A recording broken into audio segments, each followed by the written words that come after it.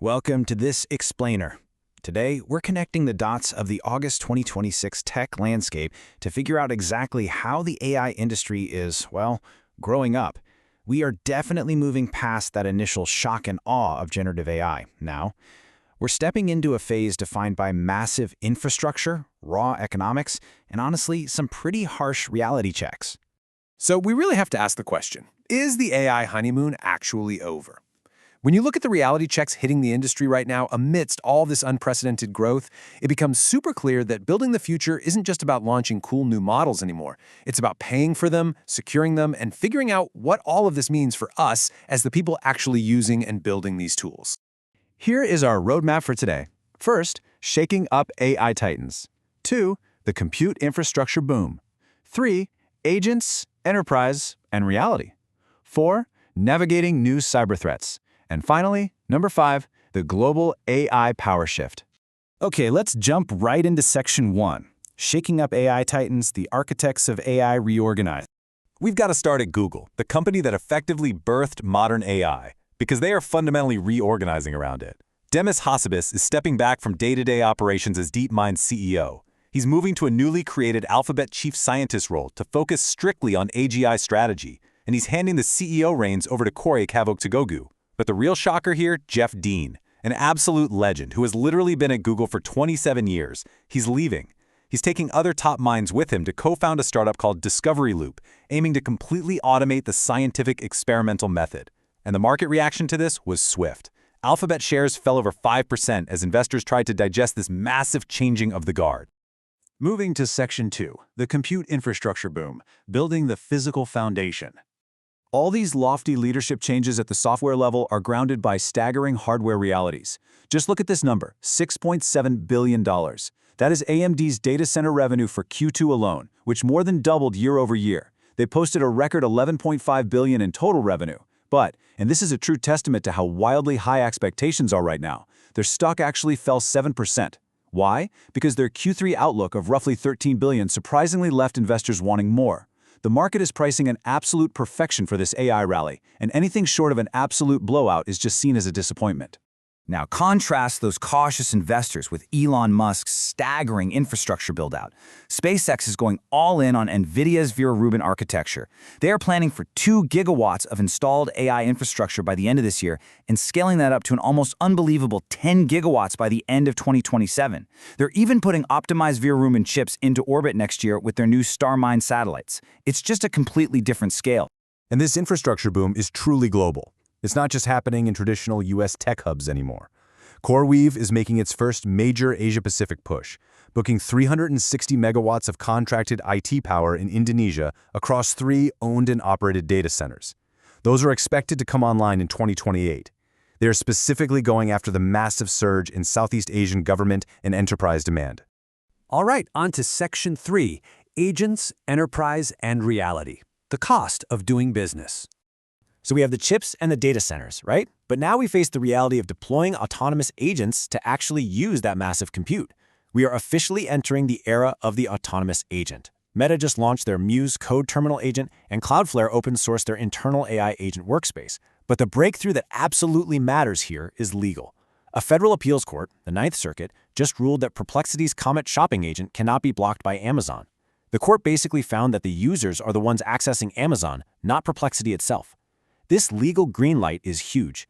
It sets a rock-solid precedent that autonomous AI agents can legally act on behalf of users across the web. But there's a pretty harsh enterprise reality check hiding right behind the hype. Microsoft loves to tout its massive $37 billion AI revenue run rate. Sounds amazing, right? But when you actually look under the hood of their latest filings, $24 billion of that is simply from reselling the OpenAI API. Growth for their actual in-house Copilot products remains surprisingly modest. And this raises some very serious questions for the whole industry. Like, how durable is Microsoft's AI premium if they're mostly just acting as a middleman for OpenAI rather than really selling their own proprietary tools? The cost reality of running these models is hitting so hard that Microsoft is actually forcing its own engineers to tighten their belts. They issued an internal memo putting a stop to this kind of hilarious internal practice they dubbed token maxing. Many internal teams were just burning thousands of dollars a month playing around with tokens. Now, Division-level budgets are strictly capped, and engineers are being forced to default to the cheaper GPT 5.6 model for their daily workflows. And actually, beyond just the financial cost, we're seeing a huge pushback regarding the quality of AI output in the enterprise. Check out this quote from the Rust Lang project. They published a formal policy completely banning LLM-generated code from pull requests. You can use AI for your own analysis, sure, but absolutely not for code creation. Why?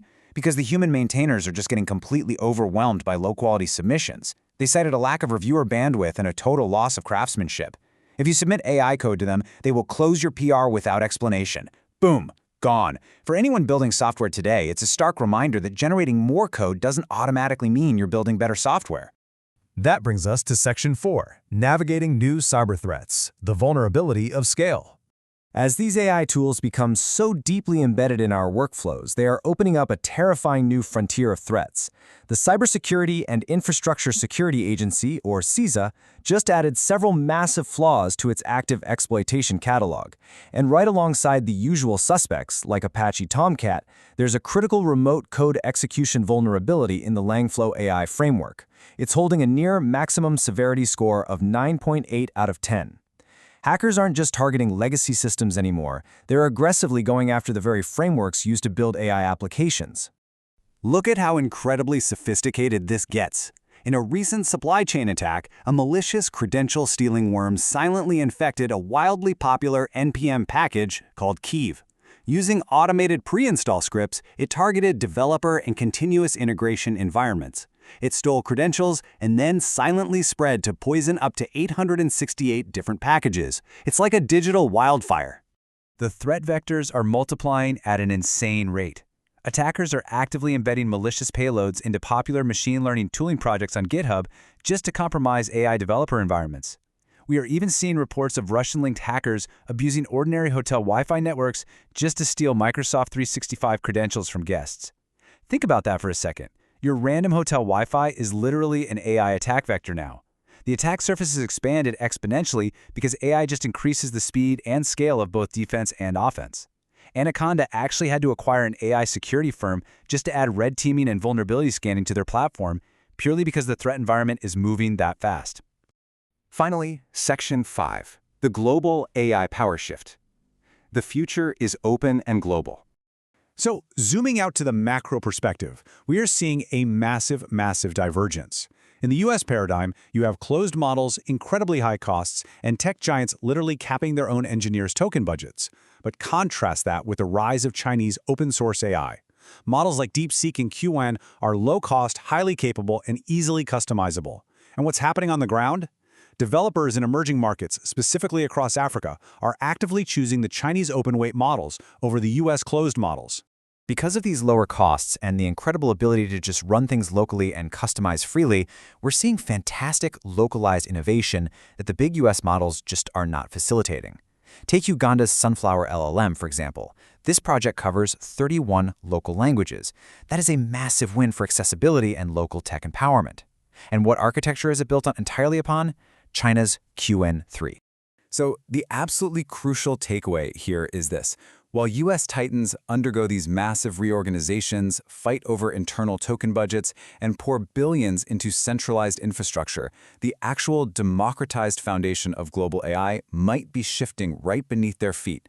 If the developers building the next generation of global applications are standardizing on open-source frameworks from abroad, who really owns the future of global AI? It might not be the tech titans we started this explainer with. Thanks so much for watching, and as always, keep questioning the hype.